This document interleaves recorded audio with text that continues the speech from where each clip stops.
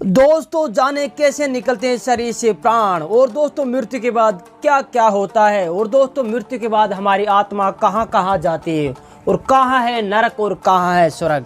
मृत्यु के बाद आत्मा यमलोक तक किस प्रकार जाती है, इसका विस्तृत वर्णन भी गरुड़ पुराण में किया गया है। आज हम गरुड़ पुराण में लिखी हुई कुछ ऐसी खास और रोचक बातें बताने वाले हैं कि आखिर मृत्यु के बाद आत्मा कहाँ जाती है और स्वर्ग और नरक कहाँ है। गरुड़ पुराण के अनुसार जिस मनुष्य की मृत्यु होने वाली होती है वह बोलना चाहता है लेकिन बोल नहीं पाता है। अंत समय उनकी सारी इंद्रियां नष्ट हो जाती है, वह हिलडुल भी नहीं पाता है। उस समय दो यमदूत आते हैं। उस समय शरीर से अंगुष्ठ मात्र अंगूठे के बराबर आत्मा निकलती है जिसे यमदूत पकड़ लेते हैं। यमराज के दूत उस आत्मा को पकड़कर यमलोक ले जाते हैं, जैसे राजा के सैनिक अपराध करने वाले को पकड़कर ले जाते हैं। उस जीव आत्मा को रास्ते में थकने पर भी यमराज के दूत डराते हैं और नरक में मिलने वाले दुखों के बारे में बार बार बताते रहते हैं। यमदूतों की यह भयानक बातें सुनकर आत्मा जोर जोर से रोने लगती है, किंतु यमदूत उस पर बिल्कुल भी दया नहीं करते हैं। इसके बाद वह जीवात्मा आग की तरह गर्म हवा, गर्म बालों पर वह चल नहीं पाती है और भूख प्यास से तड़प उठती है। तब यमदूत उसकी पीठ पर चाबुक मारते हुए उसके आगे ले जाते हैं। वह जीव जगह जगह गिरती है, वह बेहोश हो जाती है, फिर उठकर चलने लगती है। इस प्रकार यमदूत जीवात्मा को अंधकार वाले रास्ते से यमलोक ले जाते हैं। गरुड़ पुराण के अनुसार यमलोक 99,000 योजन वैदिक काल की लंबाई मापने की इकाई है। 1 योजन बराबर होता है।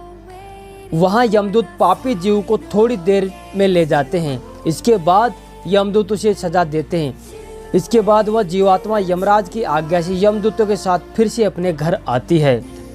घर आकर वह जीवात्मा अपने शरीर में पुनः प्रवेश करने की इच्छा करती है, लेकिन यमदूत के बंधन से मुक्त नहीं हो पाती है।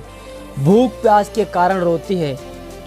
इसके बाद उस आत्मा के पुत्र आदि परिजन यदि पिंडदान नहीं कर देते तो वह प्रेत बन जाती है और लंबे समय तक सुनसान जंगल में रहती है। गरुड़ पुराण के अनुसार मनुष्य की मृत्यु के बाद 10 दिन तक पिंडदान अवश्य करना चाहिए। पिंडदान से ही आत्मा को चलने की शक्ति मिलती है। पुत्र आदि जो पिंड और अंत समय में दान करते हैं उससे भी उसकी तृप्ति नहीं होती है। इस प्रकार भूख प्यास से युक्त होकर वह जीवन यमलोक जाता है। आत्मा शव को जलाने के बाद मृत देह से अंगूठे के बराबर का शरीर उत्पन्न होता है।